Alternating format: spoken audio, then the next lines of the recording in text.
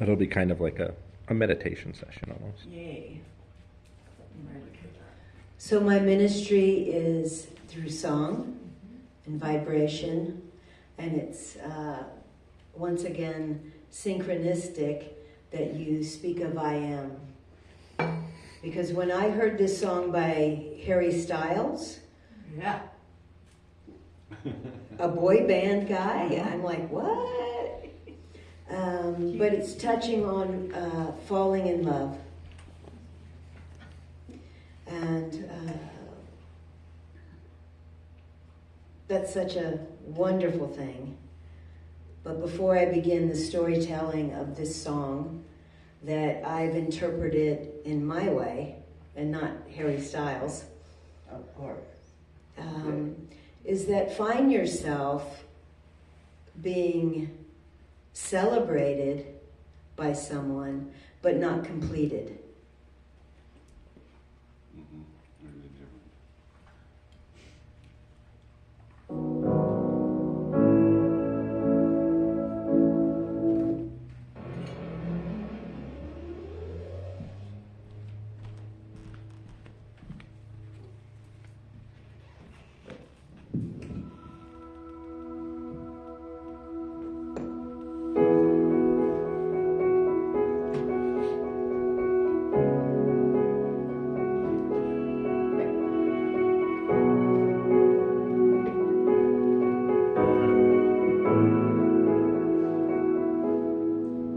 I'm in my bed,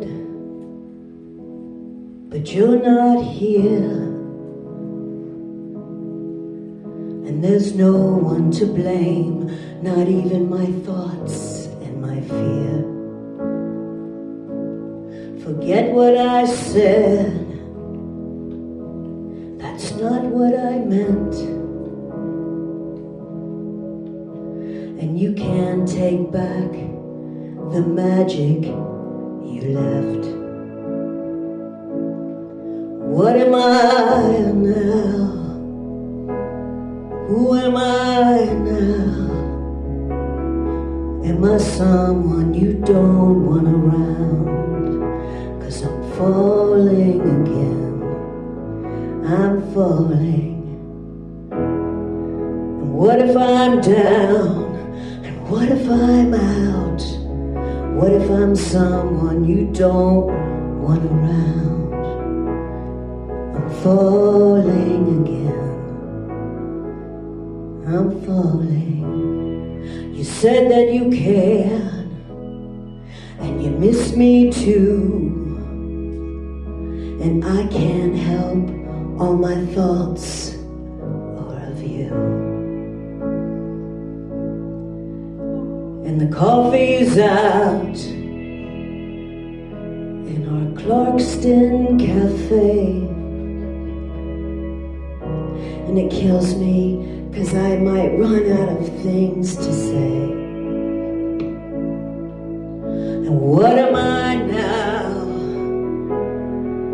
Who am I now? Am I someone you might want around? 'Cause I'm falling, I'm falling. What if I'm sad? What will you do? All these thoughts in my head all about you. I see the universe in your eyes. It's like a midnight summer sky.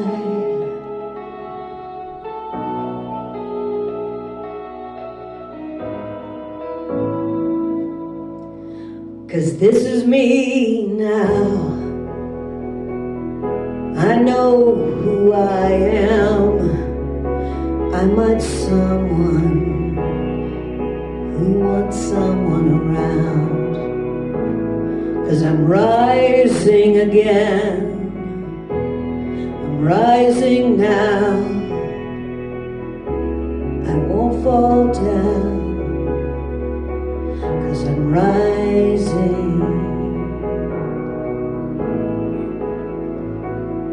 I'm rising. So do not look for yourself in someone else. But it's good to be accented, isn't it? It's good to have relationships. All right, so with that, we have our speaker that showed up. Thank you so much. Sorry there's a sparse crowd, but the important ones are here.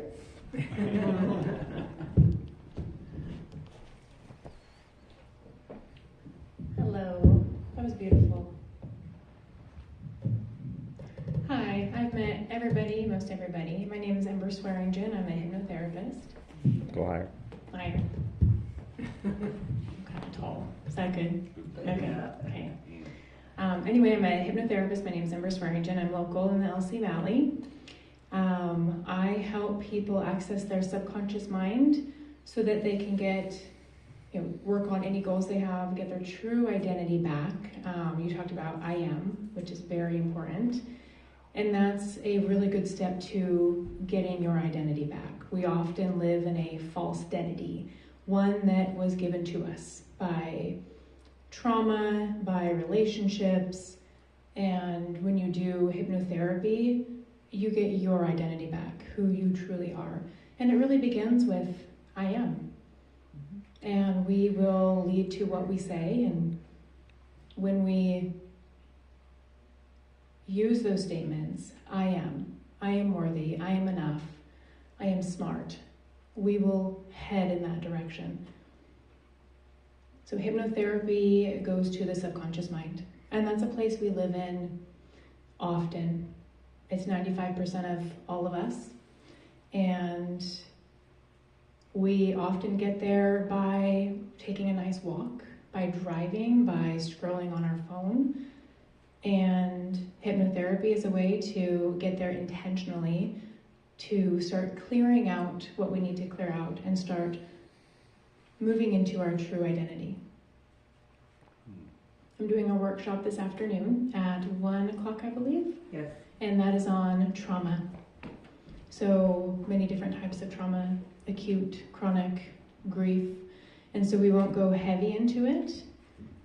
That's for one-on-one sessions, but just a nice clearing of the system, because we hold trauma not just in here, but all over our body. We store trauma anywhere. And so this is a way to go within and start clearing out that trauma and just getting into a nice, relaxed state so we can start healing and get into the identity we truly are. Sorry, I have allergies and my voice wants to leave me. Does anybody have any questions? Tell us a little bit about your history and what brought you to your profession. Okay. When I was 13 years old, my dad sought out a hypnotherapist. He had a significant amount of childhood trauma. One incident, he was tossed off of his horse. He was 5. And he was a country kid, grew up in Idaho, southern Idaho on a farm. And at that time, well, you put your 5-year-old on a horse. That wasn't unusual.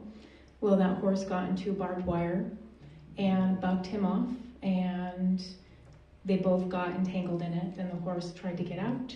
And it just tightened around his little body. So he had significant trauma from that. He almost bled out, and it's something he had to live with for the rest of his life. So he would go from 0 to 100, his anger, and he had to live with that for many, many years. And he sought out a really good hypnotherapist in Salt Lake City, that's where I'm from, and he was able to work through quite a bit of his trauma, even at 5 years old. Was he healed all the way? No, but he did the best he could, and it really helped. But that hypnotherapist that he saw helped him in a short amount of time get to a much better place where he could be a better parent and a better husband. And so I was 13 and I got to see that kind of transformation as much as I could with a 13-year-old brain. and as much as he would share, which he's a very private person. But it planted seeds in my mind, and I became very fascinated with how we function. And so I started meditating. My friend Becky and I would sit in her room and light candles and turn on Enya and sit in there for hours and meditate. And that became a normal practice for me in my teenage years and then in my young adult life. And then I worked at a hypnosis center when I went to college at Boise State. I worked at Positive Changes Hypnosis. And at that center, they didn't do trauma work. It was smoking, behavioral stuff, academics, and weight. And I got to teach the classes and work at the front desk. And so I got to see transformation after transformation with hypnosis. And then I started using it in my own life for academics. I had stage fright, really bad stage fright. I was a homeschool kid. So you take a homeschooled kid and tell him to get up in front of a group, and it was bad. So I did hypnosis to help me get over that. And test taking, because I didn't have to take tests my whole life. And then here I am in college and I have to take a test. And so my anxiety would go through the roof and I could not retain anything. And so once I started hypnosis, I could retain everything. And I could even cram, which you're not supposed to, but it happens, the night before, and then go in and ace my test. And so I've used it in many areas of my own life. And then I forgot about it because I had kids. Married, kids, high stress job, and social work. And I didn't use it. And I should have, because I became very burnt out. Compassion fatigue, working with her kids, and it got to me. That trauma got to me.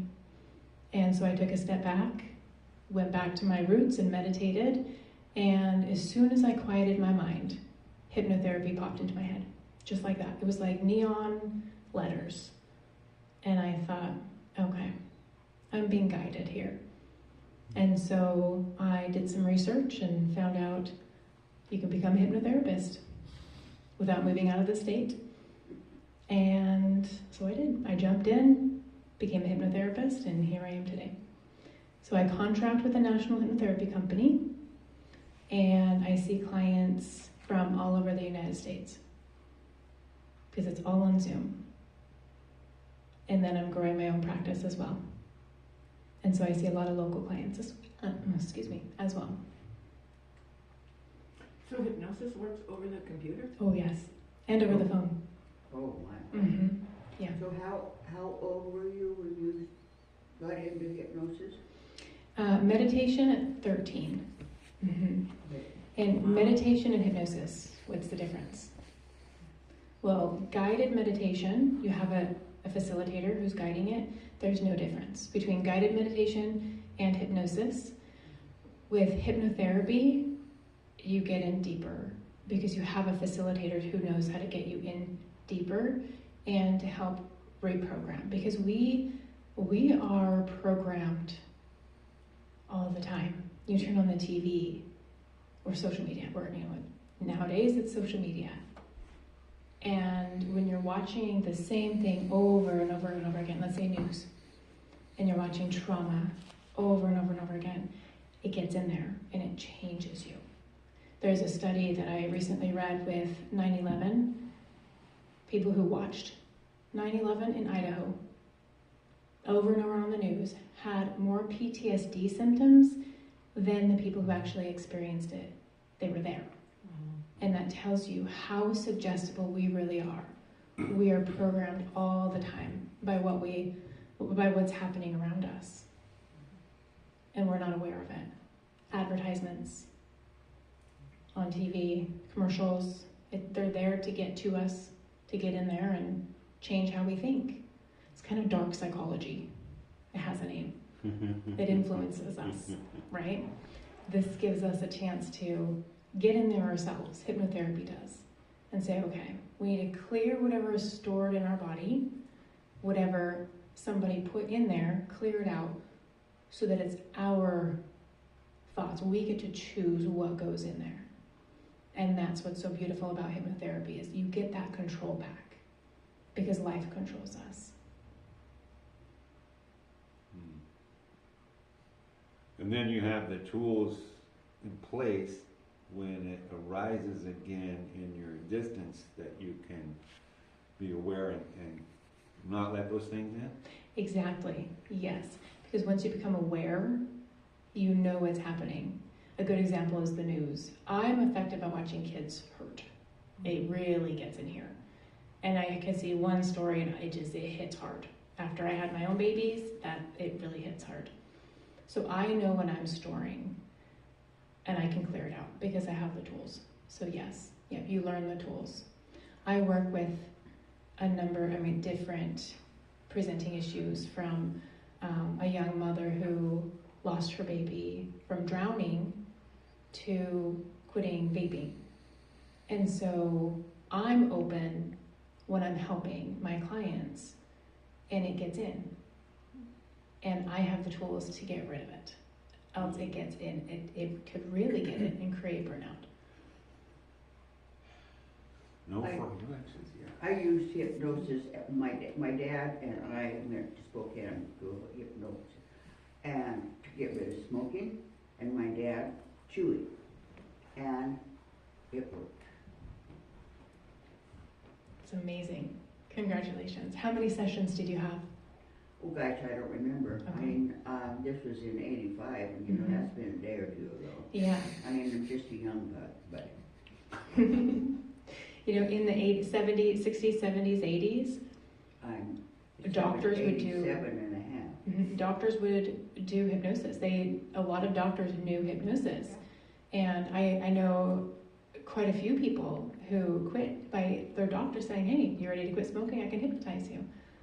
And we've moved away from that. When I was working nights on OB, if everything was quiet, I had a hypnosis book, Mhm. and I could kind of make it work sometimes. Yeah. But I lost that talent. I didn't keep it up. Okay. Yeah. It's easy to get back to. Yeah. And we all should. It's a daily practice for me, most days.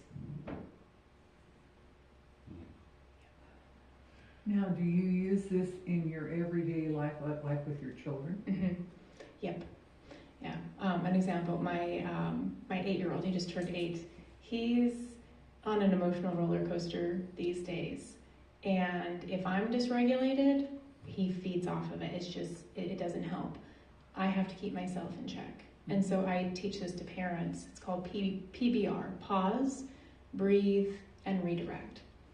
And so when you're in a situation, your child is dysregulated, then you think PBR.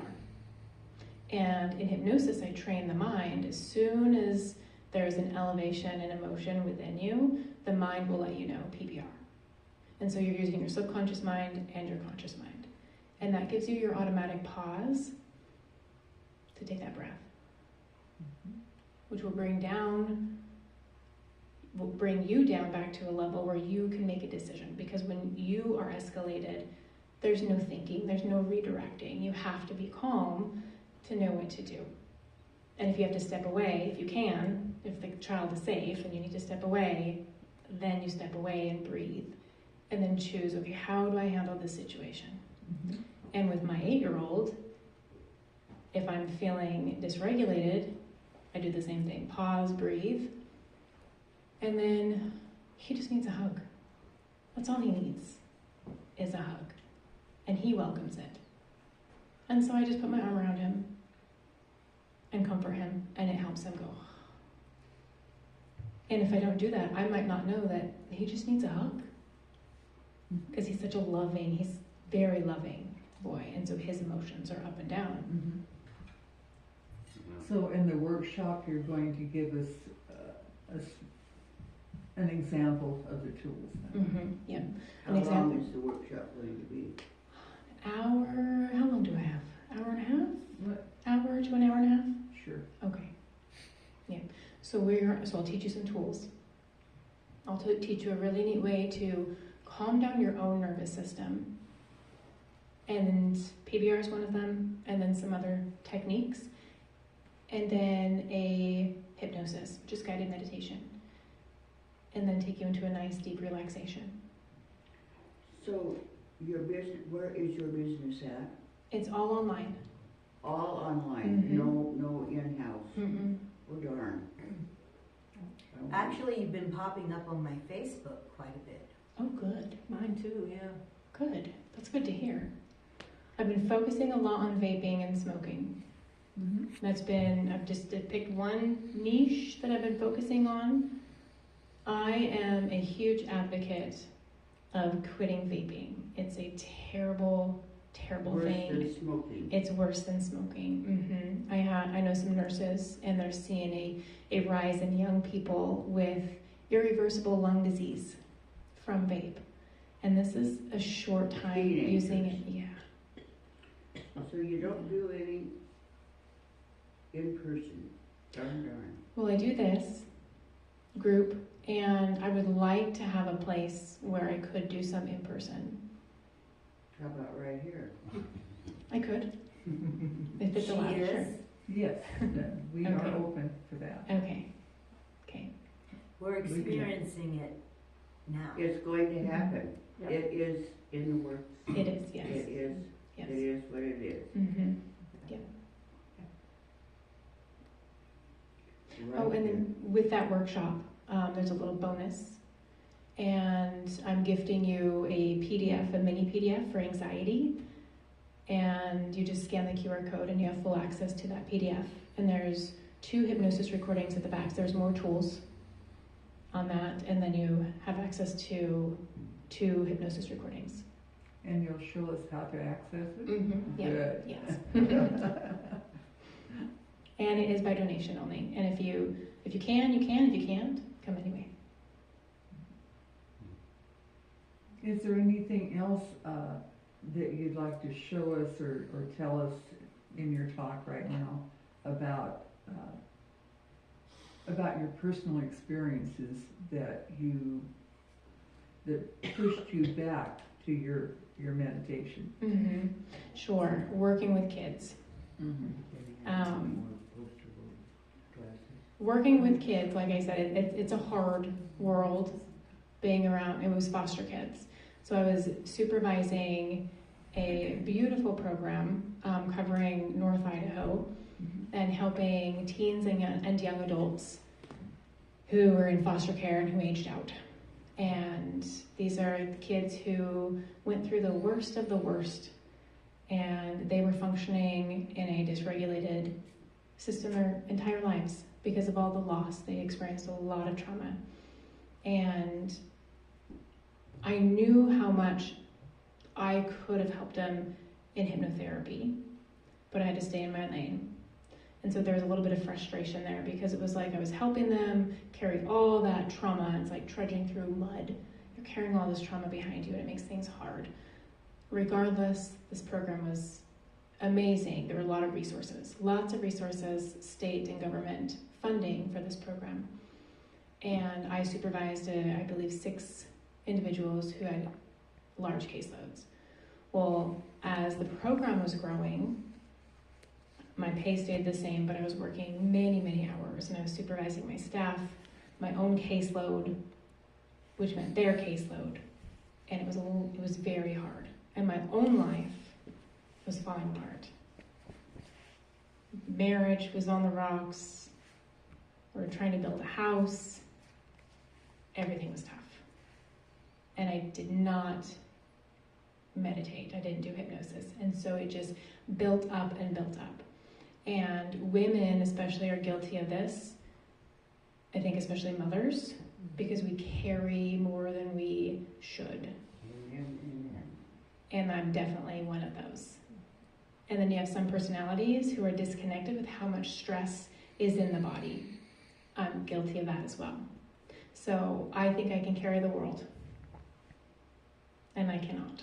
And so that's what I was doing. I was carrying the world, and it was showing in my work. It was showing with my staff because I wasn't present. I wasn't fully present with my kids, with my husband, with my team, and with the kids I worked with. And I didn't realize it until it was too late. And I was ready to quit, ready to leave. and I didn't realize how much I was unraveling. It wasn't until I took a step back and meditated and hypnotherapy popped in that I thought, okay, this is a sign. This is a sign I need to do something different. And then when I went to school, because I thought I knew quite a bit about hypnotherapy and the subconscious, and my eyes were opened. Learning about the subconscious and how much, I mean, it's 95% of your whole self. It really opened up my eyes to the world, to ourselves, and to people. So knowing the information I know now, I could go back and do that job completely different and much better. But now I'm moving forward and applying that to my own life in every situation.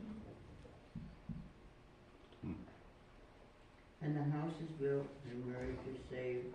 Marriage is saved, kids are good, the house is not built. Yeah. House is not. No. It was a COVID mess.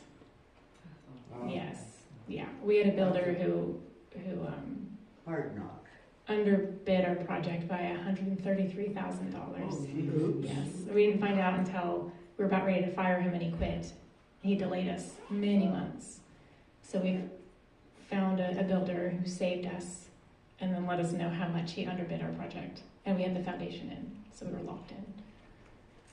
And then we got delayed with that first builder, so we ended up with high inflation and then interest rates. So we moved into a construction zone. And there we are still. Been down that road before myself.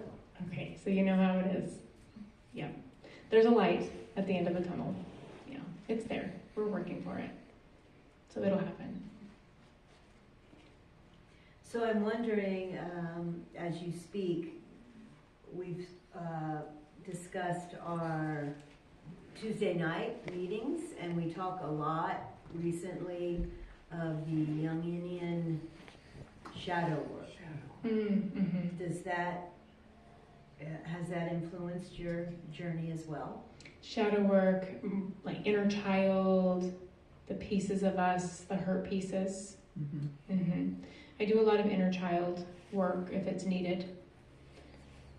Shadow work in particular, I'm not well versed in that specifically, but a lot of the work I do moves you out of trauma and heals the pieces. Well, I what think Carl Jung did was to break down our subconscious, and he discussed it through the dreams we have, but also you spoke of your house and the building of that. That's almost the same thing we do as humans, is we're building our journey through the consciousness or the variouses of consciousness. Mm-hmm. Yeah. I think maybe all the shadow work is in the subconscious. Mm-hmm. It is in the subconscious. And that's anything that is disrupting our being our best self. Mm-hmm. Yeah. When we get hurt, when we have trauma, our mind goes back to when that took place. Mm-hmm. And so we keep reliving that trauma over and over again until we can heal it. And we really do want to heal. We want to be in homeostasis. Mm-hmm. And so the mind will keep going back there. It's almost like we're being prompted. This needs to heal before you can move forward. I saw it a lot in the foster kids I worked with. When they were triggered, they'd go back to the age that they were hurt. Whether that was at 3 years old and sucking the thumb, or 13 years old and at 40, or I worked with kids up to 26 years old, but I've seen it in 40-year-olds where they fight back as if they were 13. And that's where that hurt sits.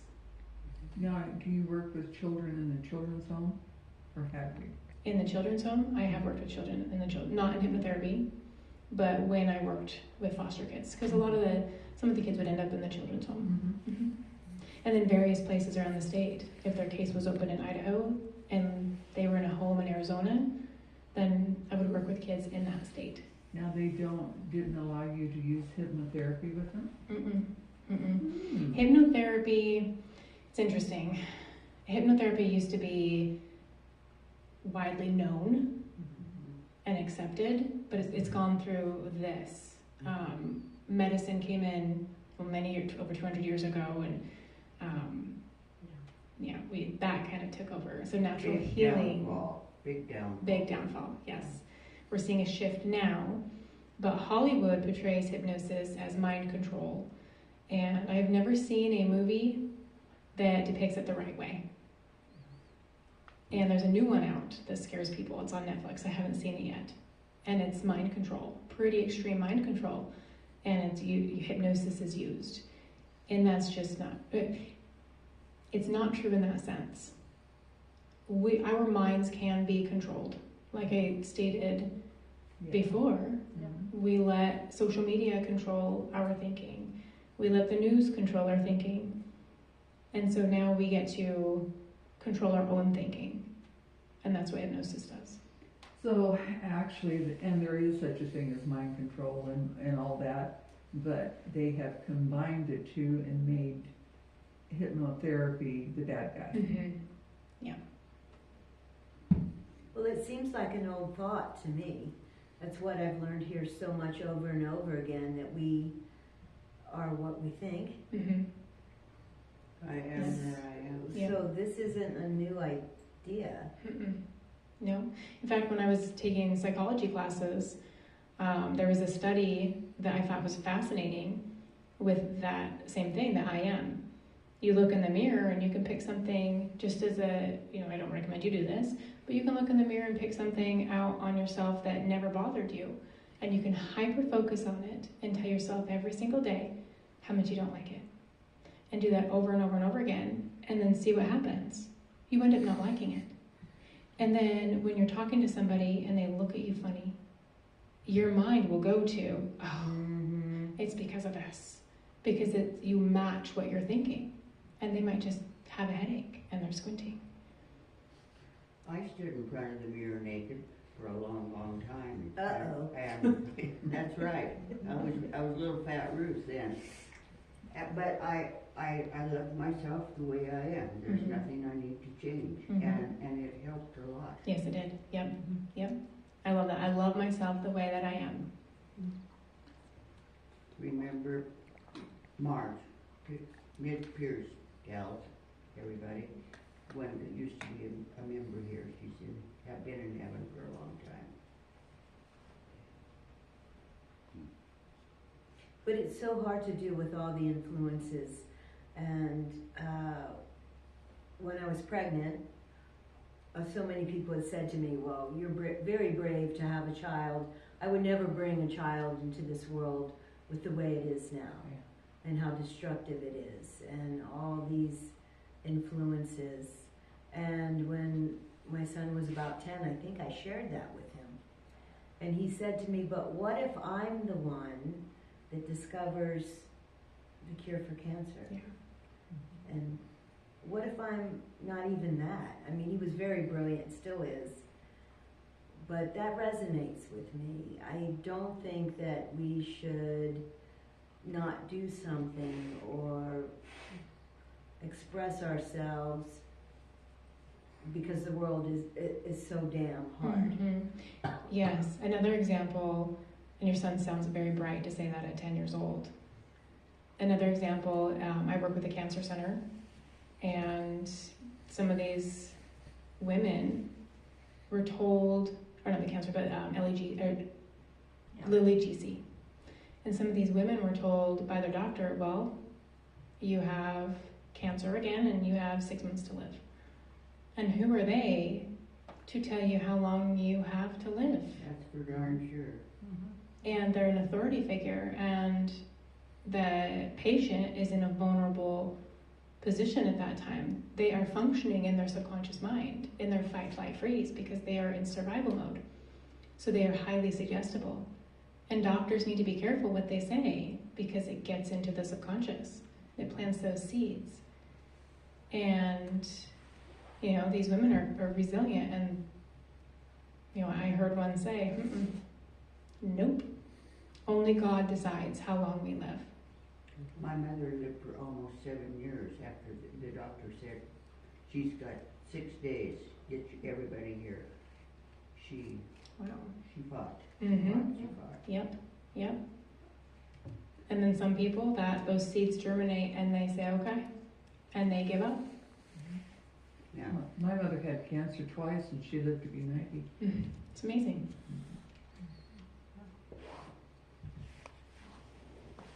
Any other questions? So is there a chemical change within the brain after the hypno suggestion? Mm-hmm. Yeah, a lot of things happen in the brain during hypnosis, after hypnosis. Joe Dispenza, anybody familiar with Joe Dispenza? Oh, yeah. Yes. I love his work because he takes the woo-woo spiritual stuff and he pairs it with proof. He does studies, and I'm research-minded, so I really love listening to his and learning about his studies because he takes groups of people and he hooks them up to the machine and he shows you all this brain activity going on when they meditate. The increase in dopamine and serotonin, it goes up.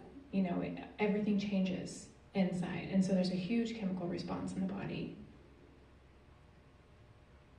Well, I noticed that one of our friends that's not with us today, Jenny, who's battling cancer, I think, for the third or fourth time. At least the third, maybe fourth. The 5th time.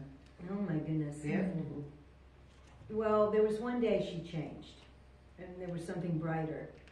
And she says, when I wake up in the morning, I tell myself, it's like an inside smile that takes place. And so I've been practicing that myself. Because I usually wake up with a little bit of guilt. Oh, I should have done this, could have done that. What have I done, kind of thing. And now I wake up celebrating the day, first of all, that I'm alive, that I woke up. But how am I going to approach the day? And what am I going to do with that? And if I just ask myself that one question in the wee early morning hours, it tends to adjust. Mm-hmm. Yep. I When- wake up with, this is the day the Lord has made. Let us give thanks and be glad in it. Mm-hmm. That's how I wake up. Yep. Yep. A This is moment the of night gratitude. the Lord has made. Mm-hmm. Yep. When you wake up in the morning, you're in your subconscious. It's wide open. That's a great time for gratitude, to say those things, to feel that smile inside.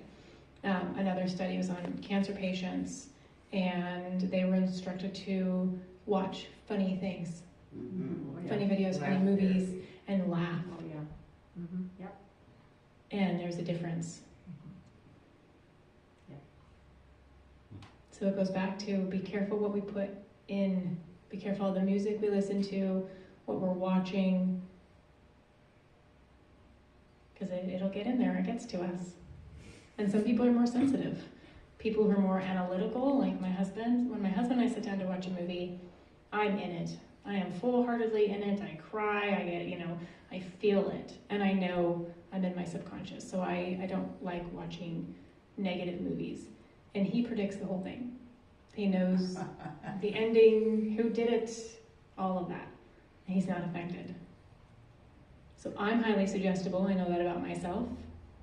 He might be not so much, but everybody's suggestible. So is this an illusion? An illusion? I mean, if we're that suggestible and reality is questionable, then we should not take all of this so seriously, is what I'm thinking. Yeah. I don't think we should. Our subconscious doesn't always know that. It doesn't know that. It doesn't know the difference between fiction and reality. Yeah. When I worked the psych ward way back in the 70s, we had one woman that she literally was in her own reality. And you could show her her environment and she didn't believe it. So in order to keep from having to give her more drugs and get her calmed down. We just went with the flow. Mhm. Says, you know, it's dark outside, you show her outside the big window and it's just dark. No, it's time for breakfast, the sun's up. Oh, but, okay, well, let's go to the kitchen and let's have some breakfast and feed her and then say, you know, not much is going on this morning, so why don't you go back and lay down in your bed and take a nap? I'll let you know when things are working, you know, when we're gonna be doing something. And off she went without having to take the psychotropics. Yeah. Wow. Yeah. Cool. It's amazing. Yeah. With little kids, there is some research that just showed kids who are on screens all the time, interactive screens, age 3, the study was age 3 to, I believe, 6 or 9, and 30 minutes of screen time a day was skewing their idea of reality. They live in this screen, which is bright and interactive, and then they get off of the screen and this world in front of us doesn't compare at all. It changes their reality. And then it was destroying the myelin sheath around the neuron in the brain, which means brain damage. And that's 30 minutes a day. Man. And so when you see these kids that are on the screen all the time, on video games, screens, it changes them. It changes the structure of their brain.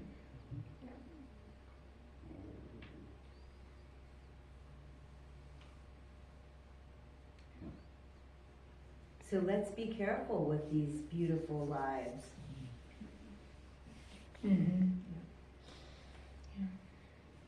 Well, Ember, thank you so much. Yeah. Thank And you. I'm looking forward to our workshop. Thank you. Me too. And if you want to reach out, you can just Google my name. I have a website. I'm on social media. If you have any questions. Do you have any cards? I do. Yep. Got some cards and brochures. Okay, perfect. Thank you. Okay.